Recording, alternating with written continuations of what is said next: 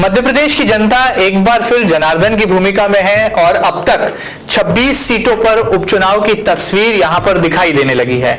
कहा तो यह जा रहा है कि सितंबर के अंतिम सप्ताह में यह उपचुनाव की बेला मध्य प्रदेश में देखने को मिलेगी और लिहाजा दोनों ही प्रमुख राजनीतिक दलों ने, कांग्रेस और भारतीय जनता पार्टी ने अपनी कमर भी कस ली है। किस तरह से तमाम सीटों को लेकर दोनों ही राजनीतिक दल मैदान में उतरने वाले हैं और कैसे दिग्विजय सिंह कमलनाथ की जोड़ी के सामने शिवराज और महाराज यानी कि ज्योतिरादित्य सिंधिया की जोड़ी कोई चुनौती बनेगी और यदि ये दोनों जोड़ियों के बीच में टक्कर होगी तो आखिर जीत किसकी होगी। जनता यहां पर यह फैसला जरूर बाद में सुनाएगी, लेकिन फिलहाल राजनीतिक प्रवक्ताओं के श्रीमुख से आखिर इस टक्कर में कितनी जोर है, कितनी ये जोरदार टक्कर होने वाली है, तमाम तरह की बातें करेंगे। और हमारे साथ आज एमपी न्यूज के इस डिबेट शो में दो खास मेहमान मौजूद रहेंगे। पहले हैं भारतीय जनता पार्टी के तेज तर्रार नेता और प्रवक्ता श्री सुमित मिश्रा जी। सुमित जी, आपका बहुत बहुत स्वागत है। दूसरे हैं कांग्रेस के प्रदेश प्रवक्ता और तेज तर्रार नेता श्री राकेश सिंह यादव। राकेश जी, आपका बहुत बहुत स्वागत है। जाहिर सी बात है, मध्य प्रदेश में सत्ता में चूंकि भारतीय जनता पार्टी है तो शुरुआत तो सत्तारूढ़ दल से ही होना चाहिए। सुमित जी, कितनी तैयारियां हैं और इस अग्नि परीक्षा के दौर से गुजरने के लिए कैसे भारतीय जनता पार्टी का कमल खिलाने के लिए आपने कमर कस ली है? देखिए, सामने कांग्रेस तो है नहीं, क्योंकि सांवेर में जो भी कुछ था वो सब तुलसी राम सिलावट जी का था। और तुलसी भैया खुद व्यक्तिगत तौर पे बहुत अच्छे आदमी हैं। जो कार्यशैली है, जो उनकी भाषा शैली है, जो उनका व्यवहार है, वे कई बार भारतीय जनता पार्टी के हमारे अनेक वरिष्ठ नेतागण ये बात सार्वजनिक मंचों से कई बार पहले भी बोल चुके हैं कि तुलसी भैया नेता अच्छे हैं, उनकी पार्टी गलत थी। अब तो नेता तो ऑलरेडी वो अच्छे हैं ही, अब उनकी पार्टी भी अच्छी हो गई है। इसके अलावा सांवेर में वो इतने साल से वो जुड़े हुए हैं, 83 के बाद से लगातार दुख में वे हमेशा सांवेर की जनता के बीच में रहे हैं। मतलब सांवेर आपके लिए सबसे बड़ी कसौटी है माना जाए।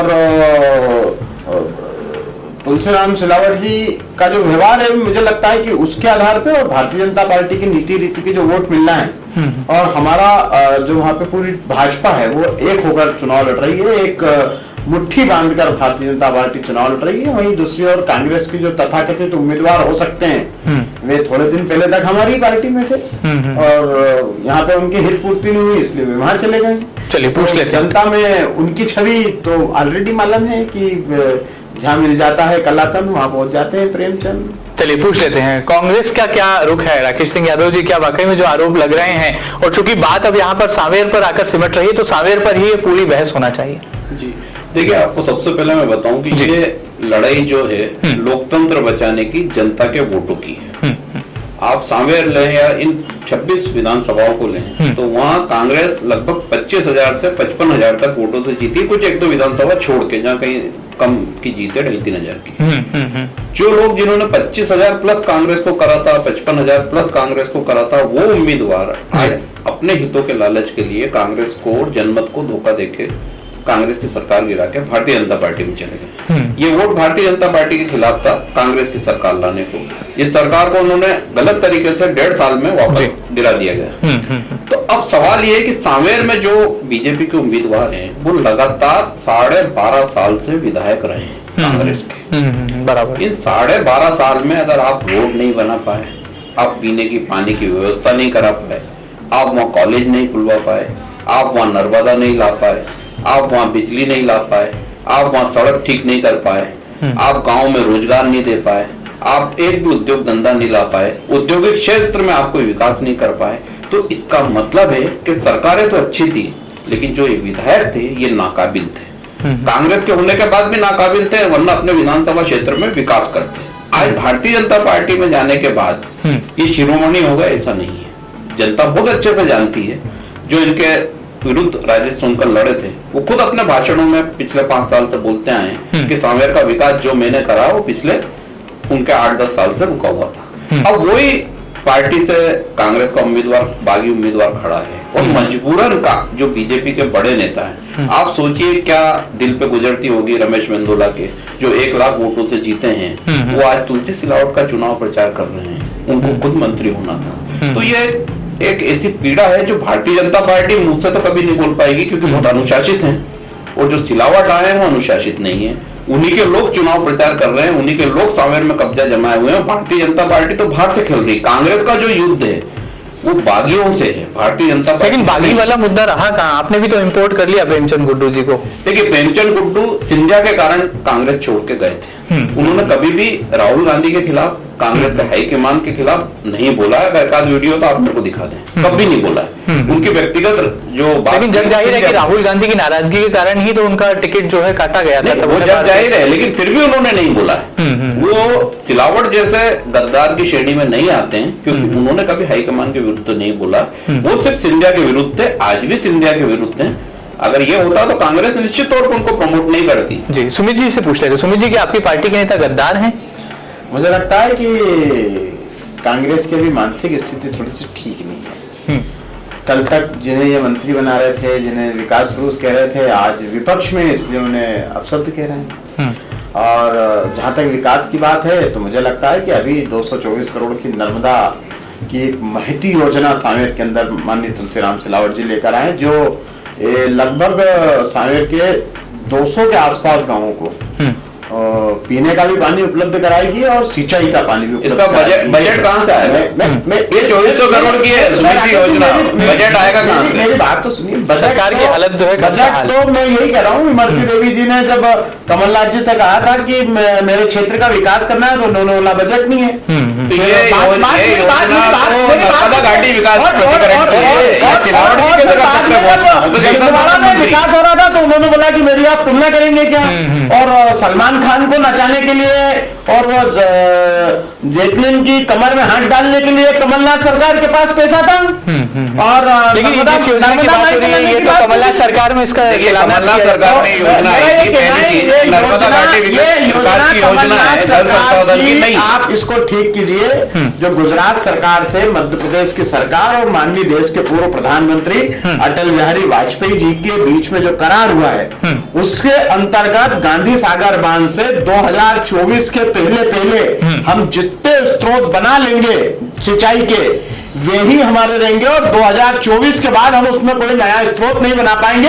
ये बड़ा बहस का मुद्दा है। मैं मुद्दा सांवेर पे लाना चाहता हूं वापस कि माननीय राकेश जी, तुलसीराम सिलावट जी एक बहुत ही विनम्र आदमी है, उन्हें आप गद्दार ना कहें, पहली बात।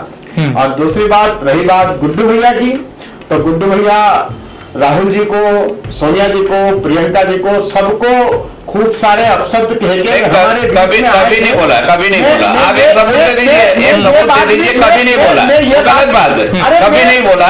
दूसरी बात, तुलसीराम सिलावट की आप बात कर रहे हैं, जिसको कांग्रेस ने पाला, जिसको कांग्रेस ने पोसा, वो आज गद्दार निकला। कोई भी पिता ये नहीं चाहेगा कि उसका बेटा बड़ा होके अपने माता पिता को छोड़ के चला जाए, अपनी माँ बदल ले। अपनी माँ बदल ली है, कांग्रेस उनकी माँ थी, आज भाजपा की माँ है। वादे किए थे आपने, जब वो वादे आप एक सवाल का जवाब दे दे सुमित जी, एक सवाल का जवाब दे दे।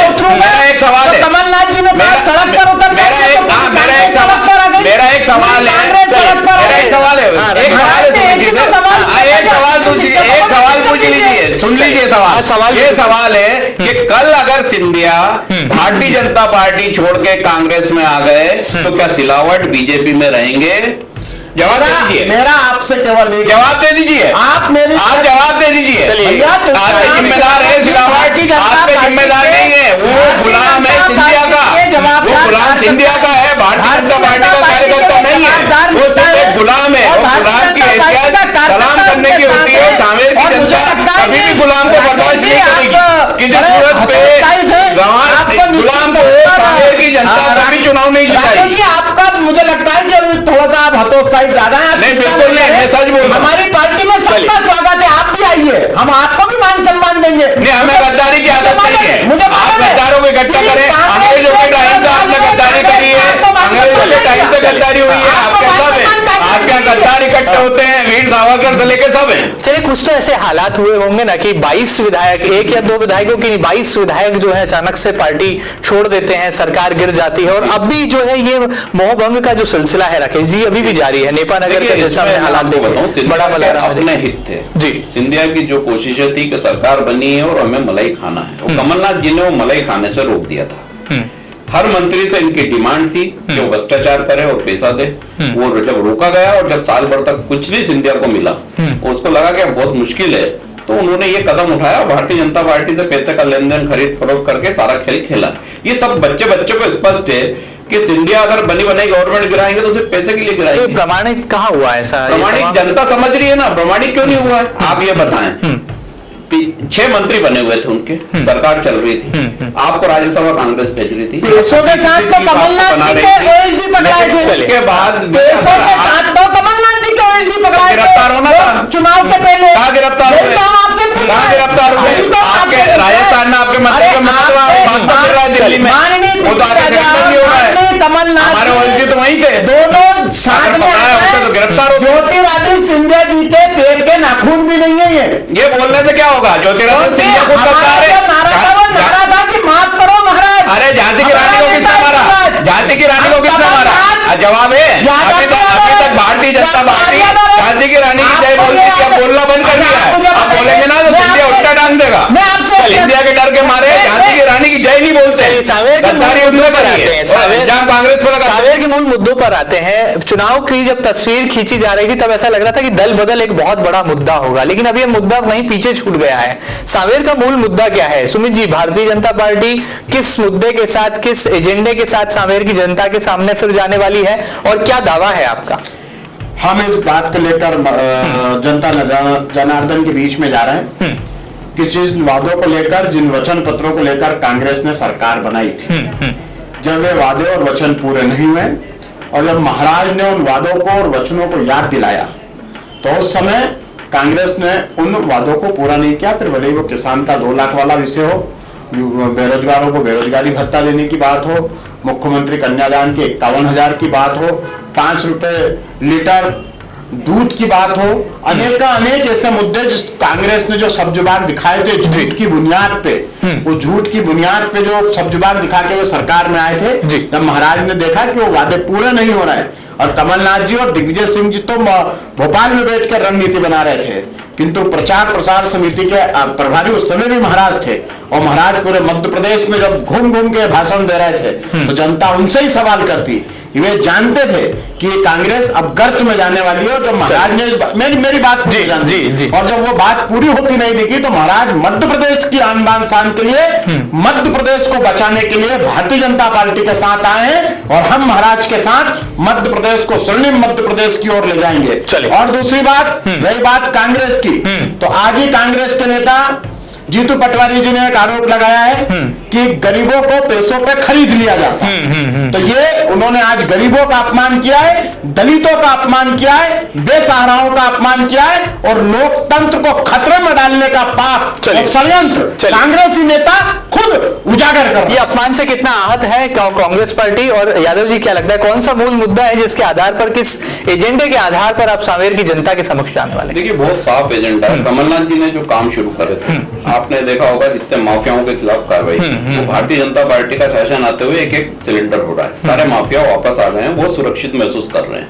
तो ये शिवराज सरकार है जिसपे माफियाओं का राज रहता है। गारेनिया का क्या हो रहा है? गारेनिया का क्या हो रहा है? अभी कार्रवाई हुई वो भी तो शिवराज जी के गले में हाथ डाल के बात कर रहे हैं। प्यारे मियां से आपको प्यार है राकेश भैया? देखिए आप मुसलमानों का विरोध करें, मैं जातिगत नहीं जाता। अपराधी होता है, अपराधी हिंदू मुसलमान नहीं होता, अपराधी होता है। आप कर सकते हैं हिंदू मुसलमान, लेकिन मैं नहीं करूंगा क्योंकि अपराधी होता है। जहां तक जितने भी माफिया थे, आपने सारी मीडिया ने देखा है कि पिछले 2 महीने में सब सिलेंडर हो गए। ये पहले कहां गए थे? ये जनता भी सोचती है क्यों ऐसी कार्रवाइयां जो सालों से पिछले 15 साल में शिवराज सरकार ने नहीं करी, क्या वजह थी? तो ये मूल मुद्दा होगा सावेर का जो मुद्दा होगा, सावेर का मुद्दा सीधे विकास का मुद्दा था, जो एजेंडा लेके कमलनाथ सरकार चली थी, वो जिस पे भरोसा करा था तुलसी सिलावट पे, वो 12 साल में